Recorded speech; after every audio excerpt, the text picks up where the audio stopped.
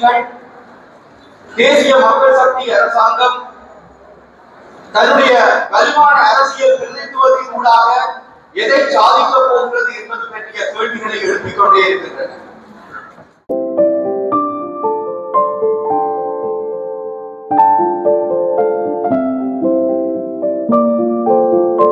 அரசாங்கம் கையகப்படுத்தி இருக்கக்கூடிய நிலங்களை விடுவிக்கின்ற அந்த நல்லெண்ண சமிக்கை தரப்பட வேண்டும்.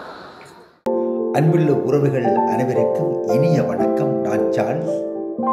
மாமனிதர் குமார் பொன்னம்பலம் அவர்களின் 25வது நினைவேந்தல் நிகழ்வு யாழ்ப்பாணம் திருமறை கலாமன்ற கலை தூது மண்டபத்தில் இனிதே இடம்பெற்றது. இந்த நிகழ்வில் மக்கள் மயப்படுத்தப்பட வேண்டிய அரசியல் என்ற தலைப்பில் யாழ் பல்கலைக்கழக கலை பீடாதிபதி பேராசிரியர் கலாநிதி எஸ். ரகுராம் அவர்கள் நினைவு பேருரையாற்றினார்.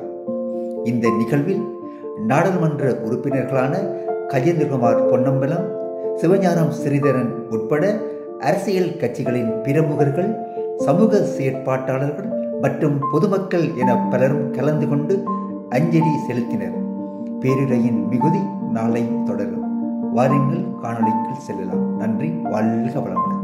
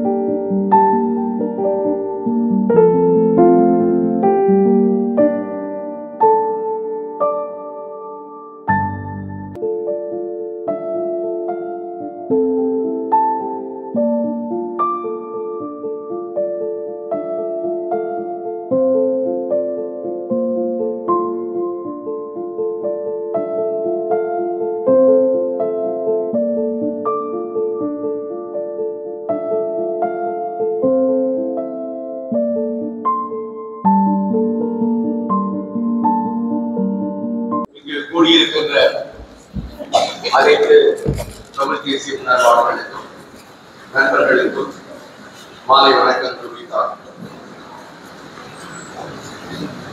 மாமனிதர் குமார் பொன்னம்பலம் அவர்களை பற்றி வரவேற்புரையிலும் தலைமை உரையிலும் அவருடைய பணிகள் பற்றி குறிப்பாக விடுதலை போராட்டத்தை முன்னெடுத்துக் கொண்டிருந்த போது கொழும்பில் இருந்து அவர் ஆற்றிய பணிகள் மாத்திரமல்ல, அதற்கு முன்னரும் கூட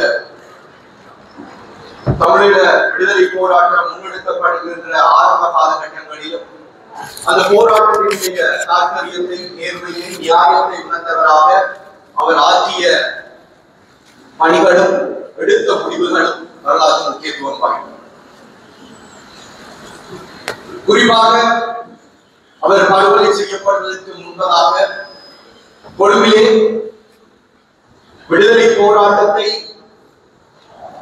மிக நியாயத்துடன் உச்ச குரலிலே எடுத்துச் சொல்லி அந்த நியாயத்தை உலகெங்கும் பரப்புவதற்கும் விடுதலை போராட்டத்திற்கு கண்ணாடி என்ற தார்மீக ஆதரவை தருவதிலும் அவர் முனைப்புடன் செயலாற்றியிருந்தார். குறிப்பிட்ட காலப்பகுதியிலே நாங்கள் வன்னி பகுதியிலே ஊடகத்துறையில் பணியாற்றிக் கொண்டிருந்த போது அவருடைய பேச்சுக்கள், அவர் அளிக்கின்ற விளக்கங்கள் எல்லாம் உங்களுக்கு கிடைக்கப்பெறுகின்ற போது அவரை பற்றிய மிகப்பெரிய பிரமிப்பு எங்களிடம்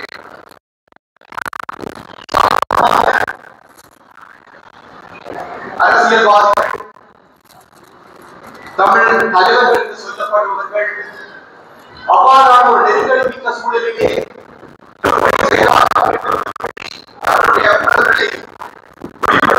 என்பதற்கு ஒரு மிகச்சிறந்த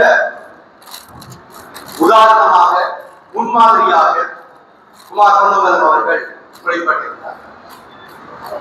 உண்மையில் இன்றைக்கு மாமனிதர் குமார் பொன்னம்பலம் அவர்களுடைய நினைவு பேருரையாக எனக்கு அழைப்பு கிடைத்த போது எனக்கு என்னுடைய வாழ்க்கை நான் முதல் தடவையாக 1982 ஆண்டிலே எனது 9 வயதிலே நான் சந்தித்த முதலாவது அரசியல்வாதி அவர். திருவண்ணாமலையிலே எங்களுடைய குடும்பம் வாழ்ந்து கொண்டிருந்த போது 72 ஆண்டு ஜனாதிபதி தேர்தலிலே பிரச்சாரத்தை மேற்கொள்வதற்காக அவர் திருமலை சிவன் கோயில் அடித்து ஒரு கூட்டத்திற்கு வந்திருந்தார். அப்போதுதான் நான் அவரை ஒரு சிறுவனாக நான் அவரை பார்த்தேன். என்னுடைய வாழ்க்கையில் நான் முதலாவதாக கண்ட அரசியல்வாதி. அத்தகைய அந்த அரசியல் அறிமுகத்தை தந்தவருக்கு அவருடைய 25வது ஆண்டு நினைவுரையாக என்னுடைய பேச்சு அமைமுறையிட்டு நான் காலப்படுத்தத்தை எண்ணி பார்க்கிறேன். இன்றைக்கு மாமனிதர் குமார் பொன்னம்பலம் அவர்களுடைய நினைவை நாங்கள் மீட்டுக் கொண்டிருக்கின்ற போது ஒரு மக்கள் பிரதிநிதியாக இருந்து எப்படி தன்னுடைய கடமைகளை செய்தார் என்பது இன்றைக்கு இந்த வரலாற்று சந்திப்பிலே, இன்றைய வரலாற்று பொழுதுகளிலே நாங்கள் மீட்டி பார்க்க வேண்டியிருக்கிறது.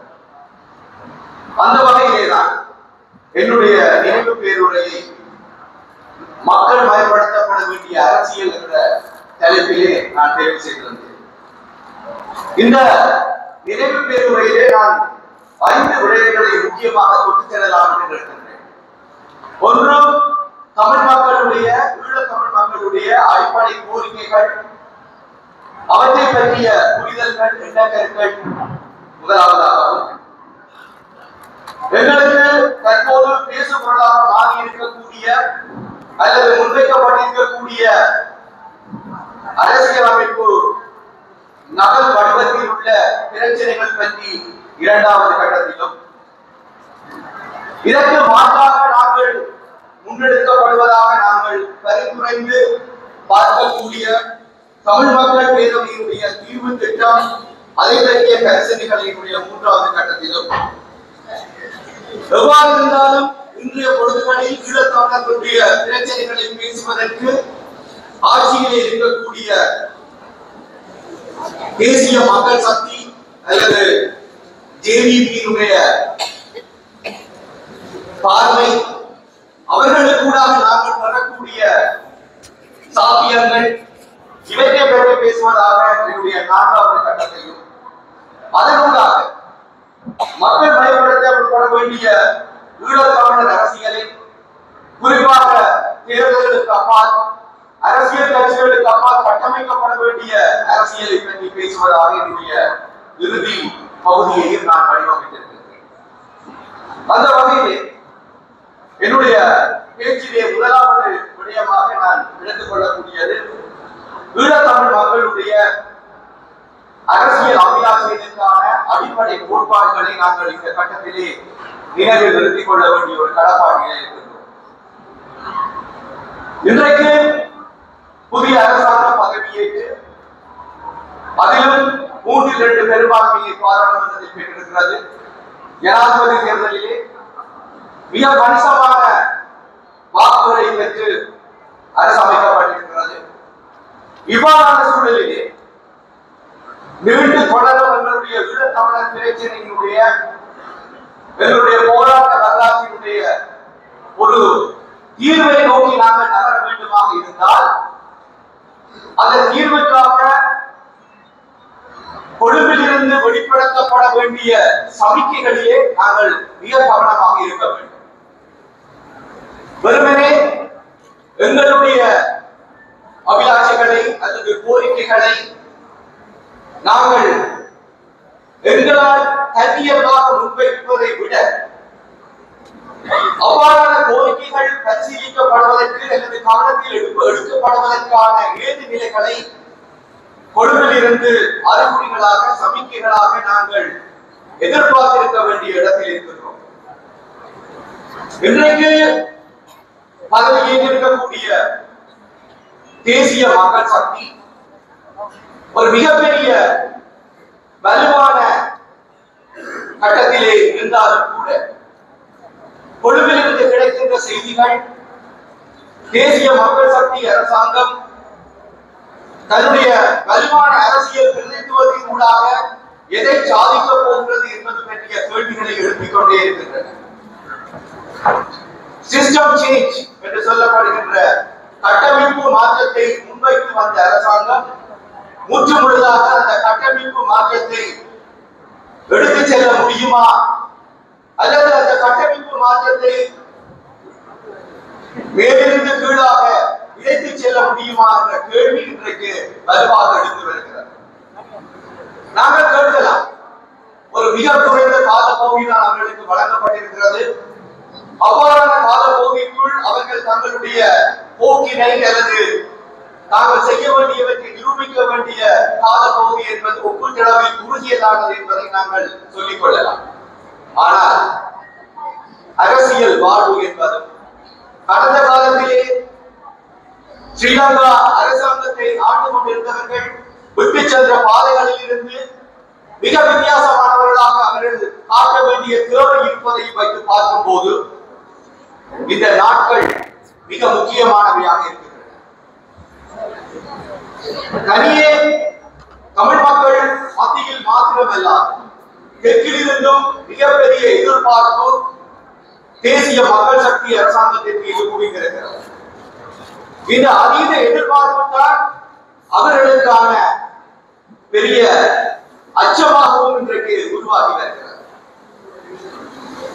ஒரு எதிர்பார்ப்பு என்பது அதி உச்சத்திலே இருக்கும் போது அந்த எதிர்பார்ப்பை எப்படி திருப்தி செய்து கொள்வது என்பதிலே இன்றைய அளவிலும் தேசிய மக்கள் சக்தி அரசாங்கம் ஒரு முனைப்பான முன்னகர்வை எடுத்து வருவதாக இன்னமும் உறுதிப்படுத்தப்படக்கூடிய தடயங்கள் எங்களுக்கு கிடைக்கிறது. அவ்வாறான பொழுதிலே ஆளும் குறைந்தது ஈழத்தமிழர் பிரச்சனைகளை தீர்ப்பதற்கான ஒரு அரசியல் நல்லெண்ணத்தை பொலிட்டிக்கல் பில் எடுத்துக்காட்டும் முயற்சிகளை நாங்கள் எதிர்பார்த்துக் கொண்டிருக்கின்றோம். இதுவரைக்கும் அவ்வாறான முயற்சிகள் எங்கள் கண்களுக்கோ எங்கள் அறிவு குலத்துக்கோ தெரிவதாக இதுவரை கிடைக்கப்படவில்லை. குறிப்பாக ஈழத்தமிழர் பிரச்சனைகளை தீர்ப்பதற்கு ஒரு ஆக்கப்பூர்வமான அல்லது மனச்சுத்தியுடனான செயற்பாடுகளில் ஈடுபடுவதற்கான அறிகுறிகளை நிச்சயமாக தேசிய மக்கள் சக்தி அரசாங்கம் வெளிப்படுத்த வேண்டும். இன்றைக்கு எங்களுடைய மிக முக்கியமான பிரச்சனைகளாக இருக்கின்ற வலிந்து காணாமலாக்கப்பட்டவருக்கான நிலை, படைகளிடம் கையளிக்கப்பட்டவருக்கான நிலை பற்றிய வெளிப்படையான பிரகடனம் தேசிய மக்கள் சக்தி அரசாங்கத்தாலே வெளிப்படுத்தப்பட வேண்டும்.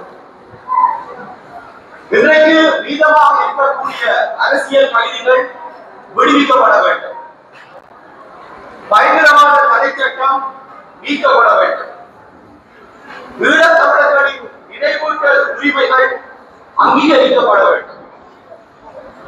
வடக்கு கிழக்கு புனரமைப்பு என்பது இன்றைக்கு மிக அவசியமாக இருக்கின்ற போது அதற்கு சாத்தியமான மக்கள் பிரதிநிதிகளை உள்ளடக்கிய ஏதாவது ஒரு அதிகார சபையை அமைப்பதற்கான முன்முயற்சி அல்லது முன்வரைவு ஒன்று அல்லது யோசனை ஒன்று அரசாங்கத்தாலே வெளிப்படுத்தப்பட வேண்டும்.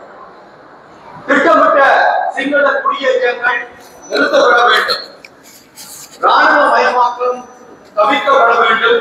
ராணுவ குவிப்புகள் விலக்கப்படக்கூடிய நிலை அறிவிக்கப்பட வேண்டும்.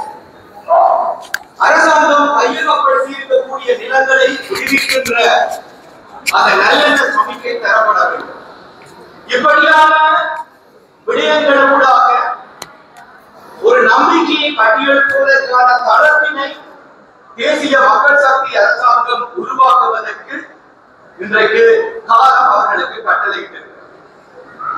ஆனால் இதுவரை கடந்து வந்திருக்கக்கூடிய நாட்கள் இந்த விடயங்கள் சார்ந்து எங்களுக்கு அர்த்தம் பொதிந்த அல்லது ஆக்கப்பூர்வமான சமிக்கைகளை இதுவரை தர தவறி இருக்கின்றன என்பதை நாங்கள் இங்கு நினைவில் நிறுத்திக் கொள்ள வேண்டியிருக்கிறது.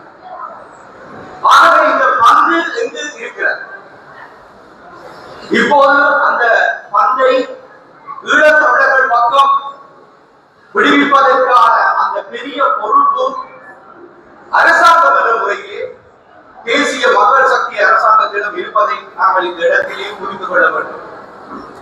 அதே போல அவ்வாறான முன்முயற்சிகள், அறிவிப்புகள், சமர்ப்பிகள் விடுவிக்கப்பட்டால்தான் நாங்கள் ஈழத்தமிழர்களின் அடிப்படை கோட்பாடுகளை பேசுவதற்கு அல்லது அவற்றை பற்றி உரையாடுவதற்கு அரசியலமைப்பு, புதிய அரசியலமைப்பு உருவாக்குவதற்கான முன்முயற்சிகள் பற்றிய காத்திரமான முயற்சிகளுக்கு போவதற்கு முன்பாக நிச்சயமாக சர்வதேச மத்தியஸ்தர்களான இணக்கப்பாடுகளை எட்டுவதற்கான கட்டத்தை நாங்கள் அடைய வேண்டும். The pre-constitutional arrangement அல்லது ஒரு அக்ரிமெண்ட்டுக்கு நாங்கள் செல்ல வேண்டுமாக இருக்கும். அந்த pre-constitutional agreement எட்டப்பட தவறுமாக இருந்தால் மீண்டும் கடந்த காலங்களிலே எங்களுக்கு தரப்பட்டிருந்த புதிய அரசியலமைப்பை பற்றிய விவாதங்களுக்குள்ளே நாங்கள் எங்கள் சக்தியையும் நேரத்தையும் வீணடித்துக் கொள்ள வேண்டிய ஆகவே இந்த இடத்திலே எங்களுடைய அடிப்படை கோட்பாடுகள் பற்றிய மிகச் சரியான புரிதலோடு அதற்கான அங்கீகாரத்தோடு நிச்சயமாக ஒரு சர்வதேச மத்தியஸ்தத்துடனான ஒரு இணக்கப்பாடு ஒன்று ஈழத்தமிழ் மக்களுக்கும் அரசாங்கத்திற்கும் இடையே எட்டப்பட வேண்டும். அவ்வாறான ஒரு சந்தர்ப்பம் கருகின்ற பட்சத்திலேதான் நாங்கள் நிச்சயமாக ஆக்கப்பூர்வமான அரசியலமைப்பு அல்லது புதிய அரசியலமைப்பிலே நாங்கள் பேச வேண்டிய விடயங்களை உறுதியாக முன்வைக்க முடியும். அந்த வகையிலே அப்படியான ஒரு சர்வதேச மத்தியஸ்தருடனான முன்முயற்சிகள் மேற்கொள்ளப்பட்டால் நிச்சயமாக நாங்கள் இதுவரை பேசி வருகின்ற தாயகம், தேசியம், சுயநிர்ணயம் ஆகியவற்றை மிக விரிவான வியாக்கியானத்துடன் முன்வைக்கக்கூடியவர்களாக நாங்கள் இருக்க வேண்டும். அதற்கான தயார்படுத்தல்கள் ஈழத்தமிழர்கள் பால் மேற்கொள்ளப்பட வேண்டும். அவ்வாறானதாக இருக்குமாக இருந்தால் ஈழத்தமிழர்கள் தமக்கென அடையாளப்படுத்தப்பட்ட தேசம்சார் புவியியல் தரப்பினை உடையவர்கள், பிரிக்க முடியாத சுயநிலை உரிமையை கொண்டவர்கள், வரலாற்று அடிப்படையிலும் தீவில் காலனித்துவ காலத்துக்கு முந்தைய இருப்பின் பேரிலும் அவர்களுக்கு இருக்கும் மொழியியல், சமூக பொருளாதார, அரசியல் உரிமைகளின் அடிப்படையிலும் ஒரு தேசிய குழுமமாக ஒன்றிணைவதற்கான உரிமை மற்றும் அந்த அங்கீகாரத்தை நாங்கள் எங்களுடைய முதலாவது கோரிக்கையாக நாங்கள் முன்வைக்க முயற்சிக்க வேண்டும். இந்த ப்ரீ கான்ஸ்டிடியூஷனல் அக்ரீமெண்ட் என்பதிலே நாங்கள் கவனமாக இல்லாத விடத்தில் நாங்கள் எங்களுக்கு தரப்படுகின்ற தீர்வு பொதிகளை மட்டும் வைத்துக் கொண்டு பேசக்கூடியவர்களாக தான் நாங்கள் இருக்கின்ற ஒரு துர்ப்பாக்கிய நிலை எங்களுக்கு உருவாகும். அல்லது ஒவ்வொரு வகையான அழுத்தங்களின் பேரிலே நாங்கள் சமாளிக்க முடியாத நெருக்கடிகளை அச்சுறுத்தல்களை சந்திக்க வேண்டியவர்களாக நாங்கள் இருக்க வேண்டியவர்களாக மாற வேண்டிய கடப்பாடு எங்களுக்கு வந்து சேரும். அதே போல இதுவரை நடந்திருக்கக்கூடிய சர்வதேச குற்றங்கள் மீள நிகழாக நான் ரிகரன்ஸ் ஆஃப் இன்டர்நேஷனல் கிரைம்ஸ் உறுதிப்படுத்தப்பட வேண்டும். வடக்கு கிழக்கு ஈழத் தமிழர்களின் வரலாற்று மற்றும் பாரம்பரிய தாயகம் என்பது ஏற்றுக்கொள்ளப்பட வேண்டும். நிலம் சார்ந்த தொடர்ச்சியும் ஒருமைப்பாடு அந்த டெரிட்டோரியல் இன்டெகிரிட்டி என்பது தமிழ் பேசும் மக்களின் சுய நிர்ணயத்தை உறுதிப்படுத்துவதாக அவர்களுடைய வாழ்வியல் தொடர்ச்சியை டெமோக்ராட்டிக் கண்டினியூட்டியை உறுதிப்படுத்துவதாக இனம் சார்ந்த மாத்திரமல்ல மொழி சார்ந்த அடையாளத்தை சுயநிர்ணய அழகின் பகுதியாக அமையக்கூடியது என்பதன் அடிப்படையில் வடக்கு கிழக்கு இணைந்த தாயகம் என்பதை நாங்கள் உணர்த்தி சொல்லக்கூடியதாக எங்களுடைய அடுத்த போலிங்கில் வலியுறுத்தப்பட வேண்டும். அதோடு மாத்திரமல்ல இன்றைய பொழுதுகளில் எங்களுக்கு இருக்கக்கூடிய இன்னும் சில விடயங்களை நாங்களுடைய அடிப்படை கோட்பாடுகளாக நாங்கள் முன்வைப்பதற்கு நாங்கள் தயாராக வேண்டும். இன்றைக்கு களத்திலே இருக்கக்கூடிய நிலத்திலே இருக்கக்கூடிய மக்களுக்கு சமனாக புலம்பெயர் சமூகத்திலும் எங்களுடைய மக்கள் வாழ்கிறார்கள்.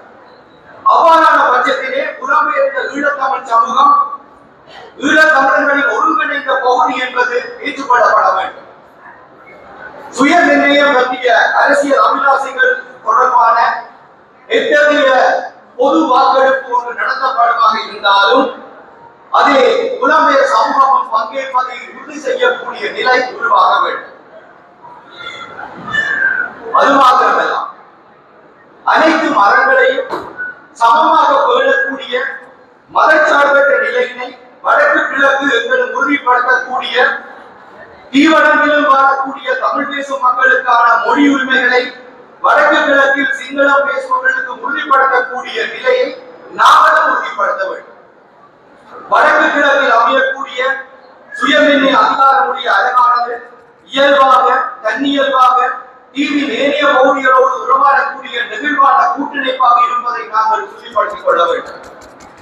இத்தகைய சுயநிர்ணய உரிமைக்கு பாதிப்புகள் ஏதும் ஏற்படுமாக இருந்தால் சர்வதேச நீதிமன்றம் போன்ற சர்வதேச அங்கீகாரத்துடன் கூடிய நீதி பொறிமுறை ஒன்று கூடாக அந்த பிரச்சனைகளை தீர்த்துக் கொள்வதற்கான ஏதுநிலைகள் பற்றி நாங்கள் கவனத்தில் கொள்ள வேண்டும். இந்த அடிப்படை கோட்பாடுகளில் நாங்கள் உறுதியாக இருந்து கொண்டு அவற்றை பேசுபொருளாக கொண்டு அவற்றின் தளத்திலே நாங்கள் புதிய அரசியல் அமைப்பு பற்றிய யோசனைகளை எதிர்நோக்குபவர்களாக இருப்போமாக இருந்தால் நிச்சயமாக அது எமது நீண்ட இத்தனை தியாகங்கள் செய்யப்பட்ட விடுதலை போராட்டத்திற்கு ஏதோ ஒரு வகையில் நியாயம் கற்பிப்பதாக அது அமையும். அந்த கட்டம் எங்கள் மத்தியிலே நாங்கள் முதலில் உறுதிப்படுத்திக் கொள்ள வேண்டும். நான் நினைக்கின்றேன் அந்த கட்டத்தை நாங்கள் உறுதிப்படுத்திக் கொள்வதற்கு தேர்தல் அரசியலுக்கு அப்பாலே அல்லது அரசியல் கட்சிகளுக்கு அப்பாலே நான் ஏற்கனவே குறிப்பிட்ட மக்கள் பயன்படுத்தப்பட்ட அரசியலை நாங்கள் பயன்படுத்திக் கொள்ள வேண்டும்.